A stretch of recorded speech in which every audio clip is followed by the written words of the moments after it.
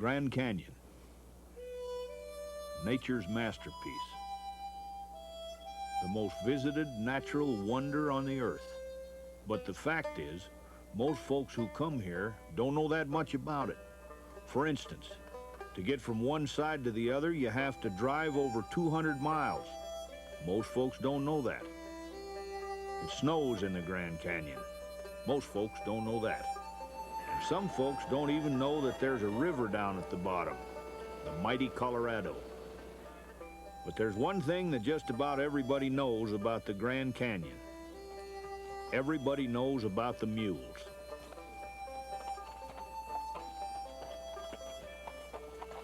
People have been riding mules into the Grand Canyon for almost a century. Dudes and wranglers and long-eared critters, taking a ride that hasn't changed much in all those years.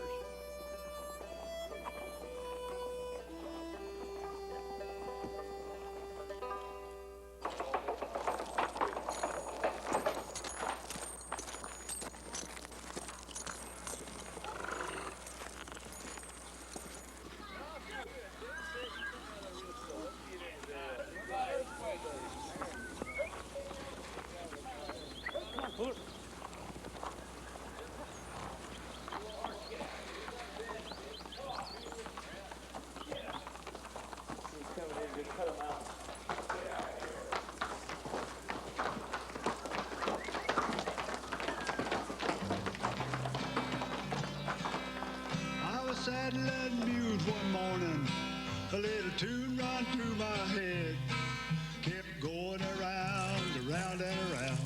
This is what it said: all aboard for that ride.a trail. Now the boss man come a-tearing right up to the gate, said I had to cut the bread for the luncheon, and I'm 20 minutes late. All aboard for that ride.a trail. Come on, you good people, and get your tickets out. We're riding for the river when you hear the trail boss shout. All aboard for that ride.a trail. Folks, it's not a pony ride at Disneyland. This is not a merry-go-round at the fair. This is a tough, hard trip for anybody. We stress two things today. Number one being safety. Number two is having a good time. We don't jeopardize one for the other. 95% of the safety aspect of this trip is a good, tight, compact group. I'd rather make you mad, I'd rather hurt your feelings, I'd rather spoil your vacation than get somebody hurt today. Now, a good, compact group is the key. There is an alternative. We call that a hiker around here, if you get my drift. If you're scared to death, get out of here. Go get your money back. If you can't spank that mule where your daddy spanked you, get out of here. Go get your money back. If you a little apprehensive, you in good company. So's everybody else. Please keep in mind this morning that these mules are going in that canyon because you want to go, not because they want to go. They've been there. Compact group, alternative walk. Have I stressed that enough this morning? On a lighter note this morning, now that I got the hard part out of the way, some of these mules tend to walk the edge. Don't worry about it. Ain't nothing you can do about it. We train them that way so you get a good view down there. That's okay, isn't it? One thing we don't like to see today is somebody riding like this. Don't lean away from the edge. I know that's hard. It's hard not to lean away from the edge. There's nothing but 600 foot of air between you and the ground. But them saddles are not nailed on. If you're leaned over here, the next thing you know, your saddle's leaned over here, and the next thing you know, you're rooting the trail up with your nose. I can't tell you the amount of paperwork involved in that. Sit up straight in your saddle, keep your mule up close to the mule in front of you, pay attention to what your guide says today. We'll try to show you a trip you never forget.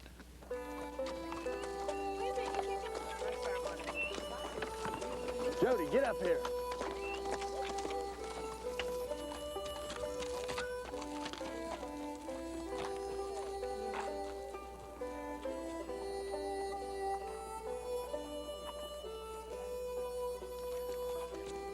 Just about the first thing you see as you head down the Bright Angel Trail is the Kolb Studio. Emery and Ellsworth Kolb were brothers, and they built their place back in 1904 and started taking pictures of mule parties as they started down into the canyon. Now, there wasn't enough pure water on the rim to process the photographs, so Emery had to hightail it down to the springs at Indian Gardens, about 4.5 miles, so he could develop the pictures. Then he'd have to hustle back up to the rim in time to sell the prints to the dudes when they came back out of the canyon. Sometimes he made 3 trips in a single day. Emery Kolb took pictures for more than 70 years and photographed almost 70,000 mule trips.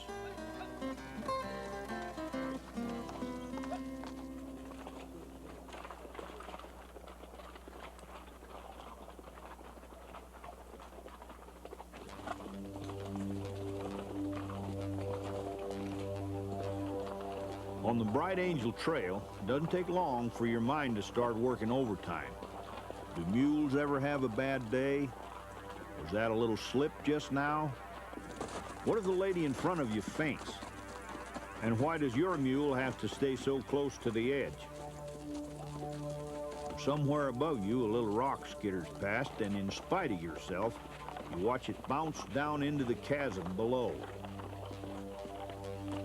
Dang, that's a long way down.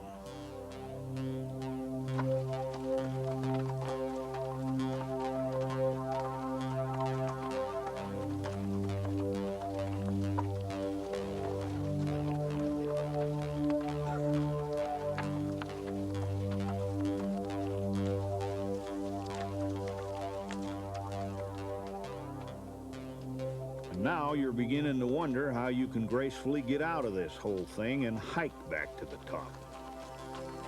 Just then, that lady in front of you, the one who's old enough to be your grandma, turns around and says, "Isn't this the most beautiful place you've ever seen?" And of course she's right. And then you remember that in all the years they've been running mule trips in the Grand Canyon, they've never lost a dude. Is that a little donkey that you're gonna put me on? No, lady, that's a mule from Missouri, and his name is John. All aboard for that Bright Angel Trail. What do you wear those funny shoes for? With the heels way under that way? Is it true what the ranger told us, that you cowboys eat hay? All aboard for that Bright Angel Trail. Okay, if you look right up in front of us, you'll see some Indian joins on that large rock. They're kind of a reddish color. These ancient pictographs testify to the long history of the Bright Angel Trail.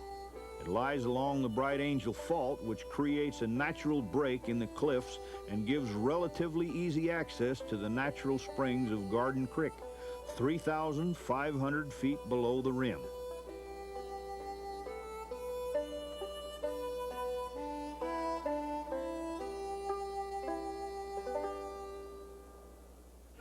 In the late 1800s, Captain John Hance, the first white settler at the Grand Canyon, began exploring the old Indian Trail for mineral deposits.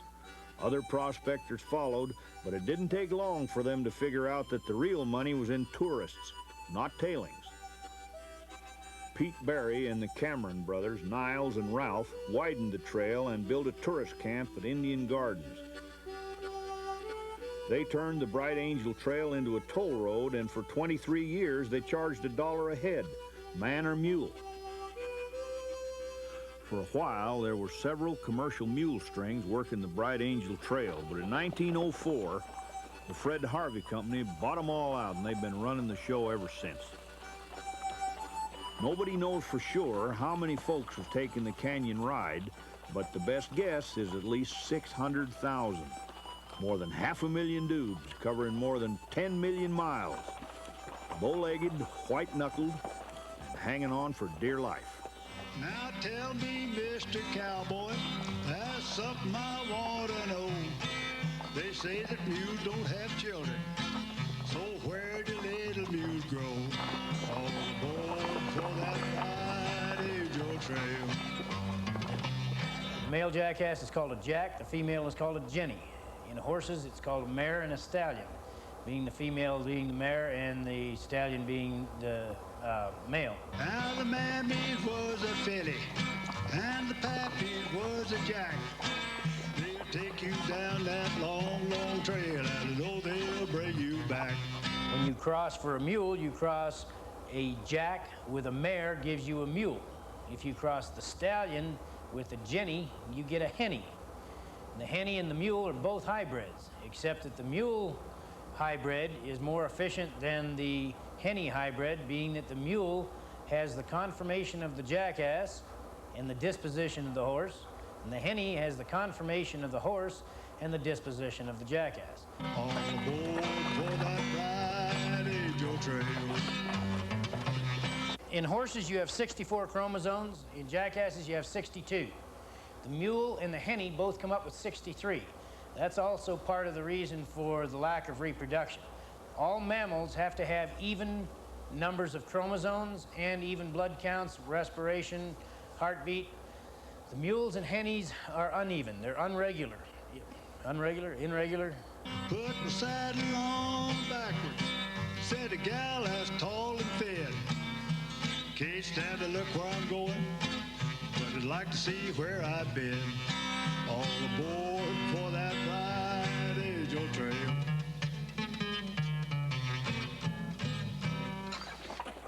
About midday, the trail can get mighty hot and dusty. You've only been riding for a few hours, but your stomach's starting to rumble, your throat's getting dry, and your tailbone's talking to you, loud and clear. You need a break.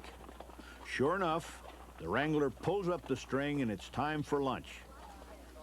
And right in the middle of all the rocks and cactus, you find yourself in a little piece of paradise called Indian Gardens. For as long as there's been people in the Grand Canyon, they've been coming to Indian Gardens. The reason's simple: water.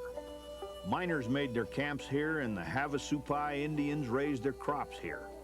That's how the place got its name. I bet you never thought a box lunch could taste so good.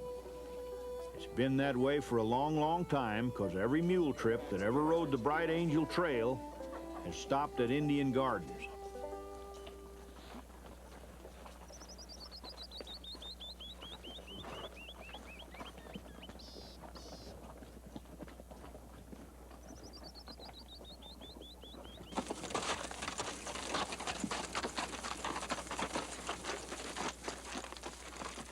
After lunch, you're feeling better. The trail seems a little cooler. The terrain is smooth, green, and peaceful. And you're thinking, this ride might not be so bad after all. So naturally then, it's time for the Devil's Corkscrew.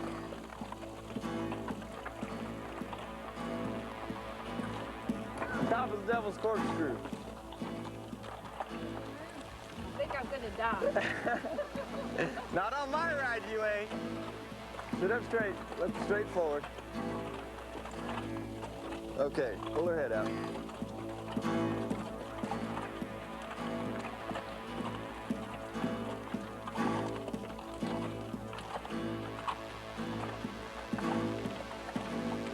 See, that ain't that bad, is it? Believe it or not, the Devil's Corkscrew is a whole bunch easier than it used to be. Back in the old days, the trail was so steep, you had to get off your mule and walk.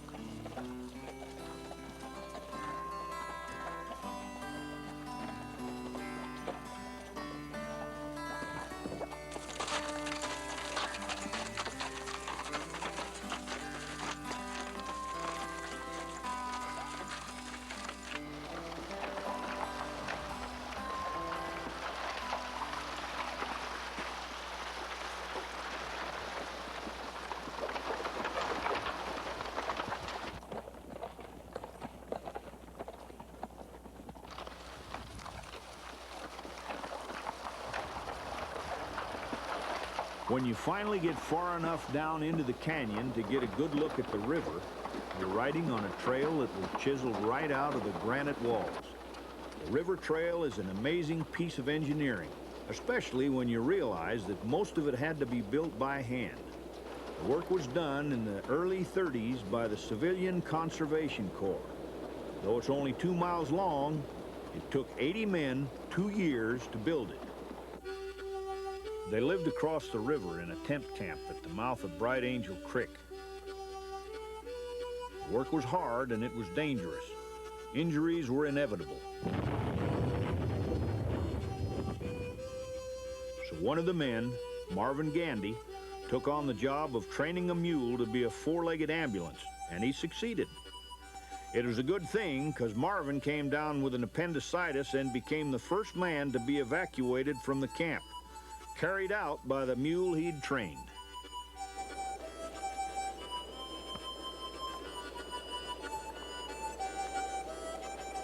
Back in the early days, there was only one way to get from one side of the river to the other: man, woman, or mule. You had to swim. Not surprisingly, there were some objections.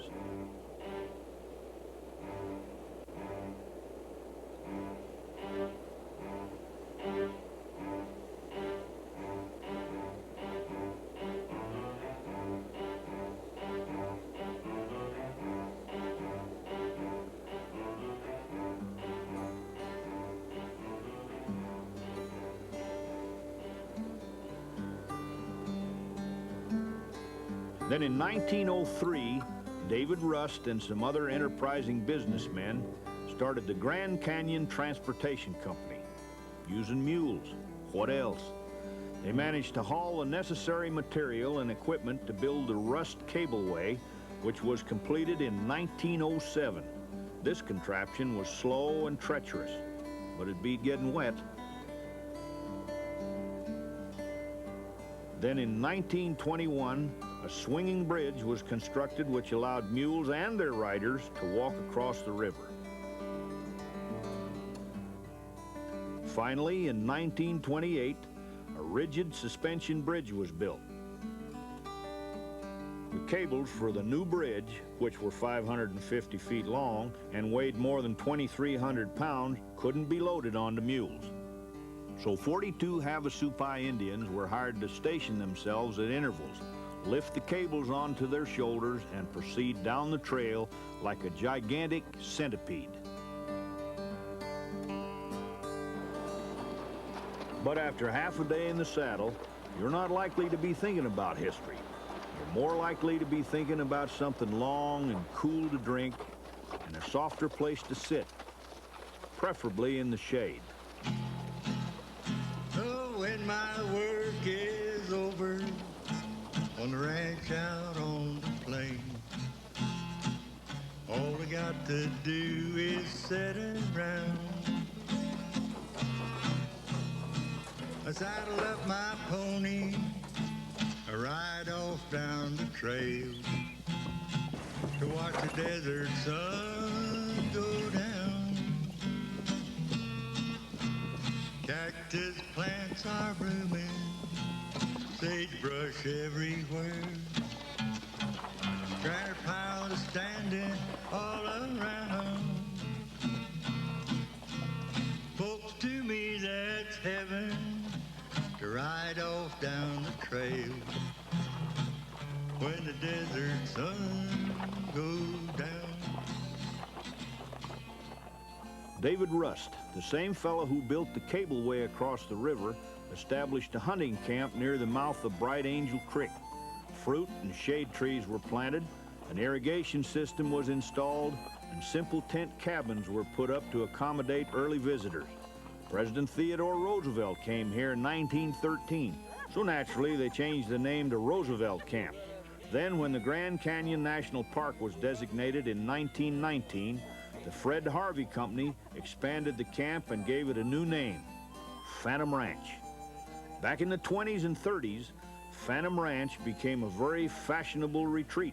Wealthy Eastern businessmen, authors, actors, society ladies, kings, and potentates from around the world came to the ranch to get away from the rigors of life. Modern cabins were built. They even put in a swimming pool, and business boomed. Folks, to me that's heaven, to ride off down the trail when the desert sun goes down.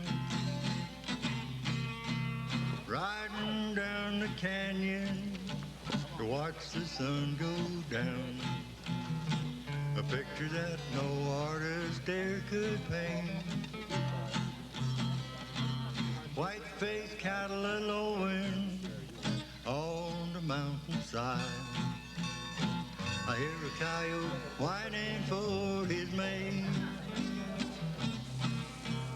Cactus plants are blooming, sagebrush everywhere. Granite piles are standing all around.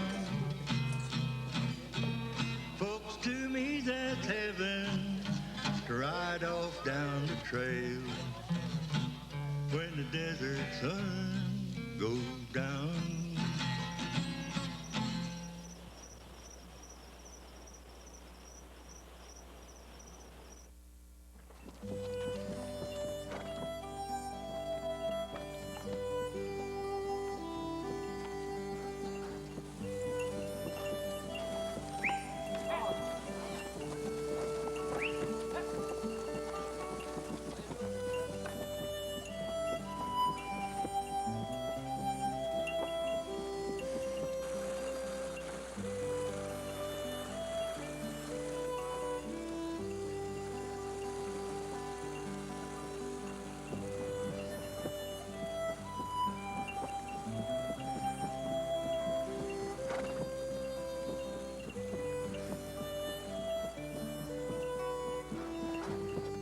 When you get up in the morning, the idea of spending another day in the saddle may not be all that appealing. You're still aching in places you never felt before and wondering if you can get blisters on the blisters you already got. But it turns out that the trip up the Kaibab Trail is a whole lot easier than the trip down the Bright Angel Trail. You and your mule have sort of got the hang of one another, and you're starting to appreciate this long-eared, cantankerous critter. Fact is, in the Grand Canyon, some of the most interesting characters around just happen to be mules. All the ways of affection are funny, but I guess that there's the old set rule about things that we find in this life to love. I fell in love with my mule. She's high-headed, big and so pretty. She always looks shiny and clean. Like a teacher in school, she bossed all the mules and acted the part of a queen. It was always my luck to be getting mules that had grown short and wide. Till I kept on nagging, my boot heels were dragging, till I gave me old Vera to ride. That day the boss said sort of friendly, I know that you'll always be kind to Vera, the queen of the canyon, that trail-going mule of mine. While it's true that every Grand Canyon mule has its own peculiar personality, it's also true that not much around here would happen without them. Just about everything you find in the canyon that wasn't put there by nature most likely arrived by mule. Strong as an ox, sure-footed as a ballerina, and with the patience of Job. It's the mules who really do the hard work down here.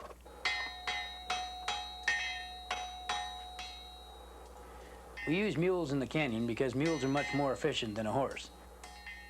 They take to the heat and altitude better than a horse. At the same time, they're 3 times stronger and twice as agile.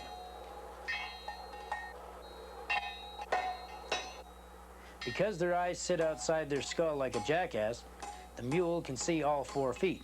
So on those rough and narrow trails, he knows exactly where his feet are going.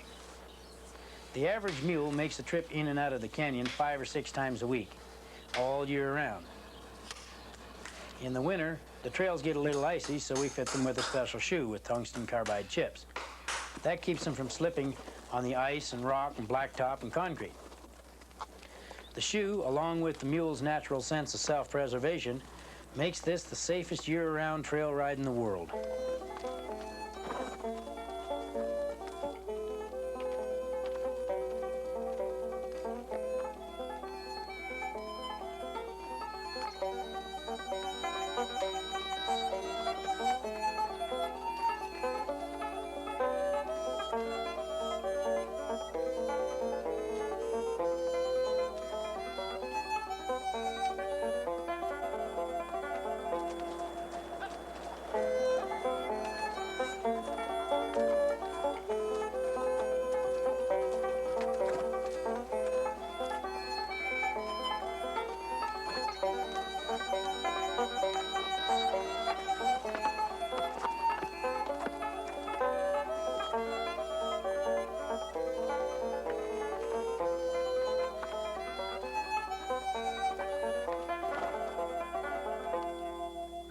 Whether you call them guides or wranglers or mule skinners or cowboys, the folks who lead the mule trips into the Grand Canyon are a pretty special breed.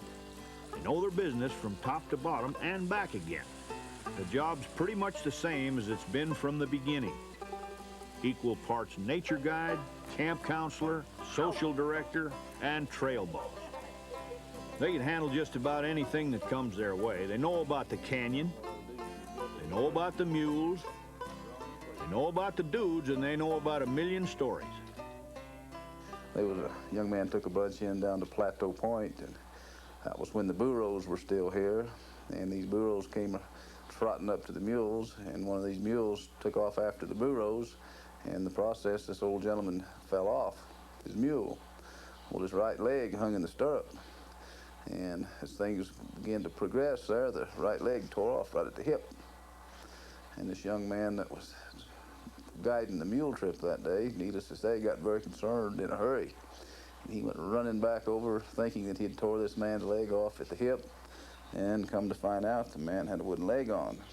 He rolled over and looked him in the face, said, don't worry about it. He says, I've got another one at the house. I'm hanging around over at the barn one day. This old boy comes up to me. Ron's riding a mule out there.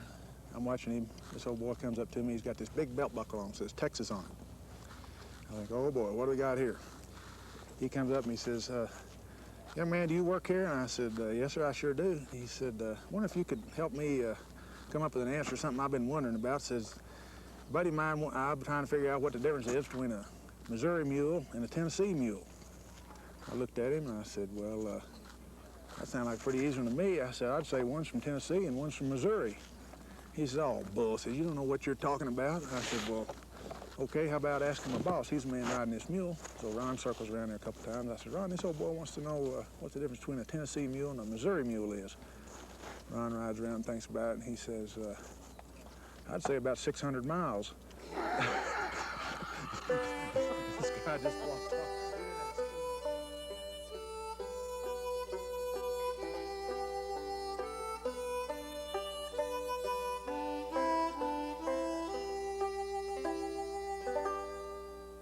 It seems this lady was a vegetarian from Southern California.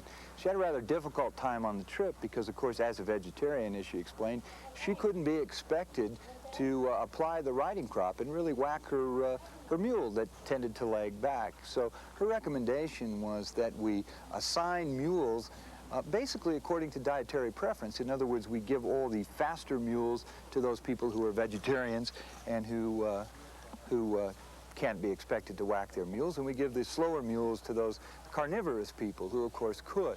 And this brings an incredible image to mind of Ron Clayton and his crew assigning mules in the morning according to dietary preference. You know, excuse me, sir, how much red meat do you eat? Oh, okay, well, you ride on this mule over here. Or, oh, you say you're an ovo-lacto vegetarian. Well, then, here, you take this mule over here. It's something we're going to look into in the future.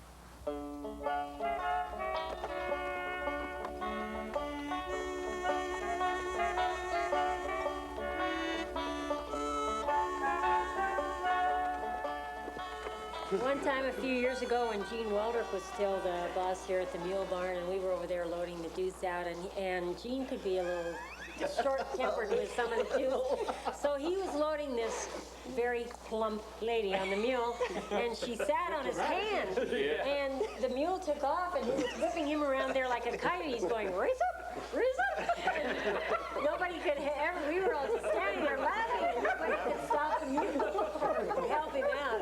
Raise up? Yeah. I got out with my pack during the top of the kaibab. This lady asked me, she says, how far is it to the lake at Cedar Ridge? I said, ma'am, there is no lake at Cedar Ridge. Oh, yeah, there is too. Yeah. These people told me. I said, ma'am, there's no lake. Well, there most certainly is. I said, ma'am, it's 1.25 miles. Turn the road off. I just be sure to take your bathing suit. They want to make reservations on the mule train dining car. So we'll be there in about 20 minutes. Yeah. You can absolutely get in. Yeah. Beer, wine, what would you like? Around here, if anybody asks you, who do you work for? You either say, you say you're Fred Harvey or you're Park Service. That's all it is. So she asked me, as I was riding off, she said, "Are you Park Service?" And I said, "No." I said, "I'm Fred Harvey." "Is that right?" She said, "Well, God, it's great to meet you." She said, "We really enjoyed your facility." I know, I realized me. Oh, it was great. It was great. He's packing on the car there. Just met him the other day. This man really takes a part in his work here. He holds his age real well. One time we were at Indian Gardens eating lunch, and I was riding with Pete Peters then, and he's retired now, and Pete was going on and on. I don't know where these people come from, how they left their brain in the top right-hand drawer in the bureau, how the hell did they ever get here? And everyone's sitting eating their sandwich, and a guy raised his hand, and he said, "We drove our car."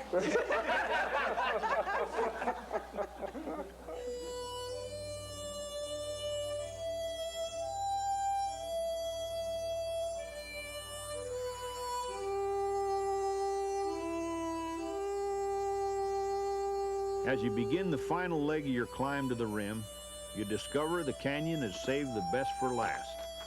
You're already thinking about the memories you'll take home with you. Your aches and blisters don't matter so much now. You realize that time doesn't mean much in this place, and words, they mean even less.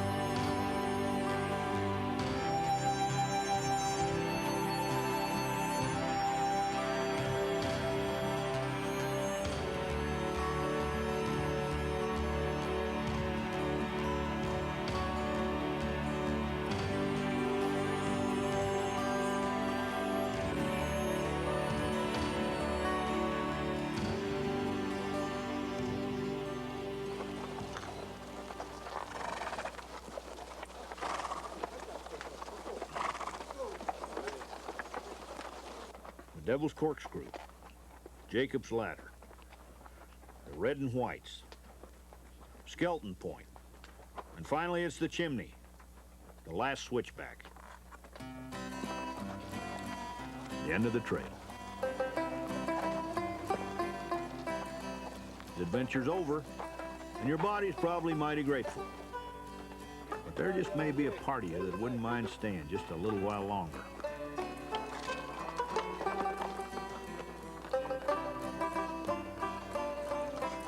You ease out of the saddle and you say adios to your guide and to Jolene or Jasper or Miss Piggy. And you discover you got a little hitch in your get-along. It's worth it, though. Like the man said when you mounted up, you had a trip you'll never forget. Then we all heard the 5 o'clock whistle. It sounded so sad and forlorn. A lady said, "Guide, is that the riverboat ride?" I said, "That is Gabriel's home." That started the butch into laughing, though the shivers they couldn't restrain. With soggy straw hats and sore where they sat, still they were glad that they came. Now that's about all of this story. She learned to pack dudes to a T. When she grows old, I hope that she's sold to no one but my boss and me. Somewhere there's a big grassy pasture with water and shade all the time. For Vera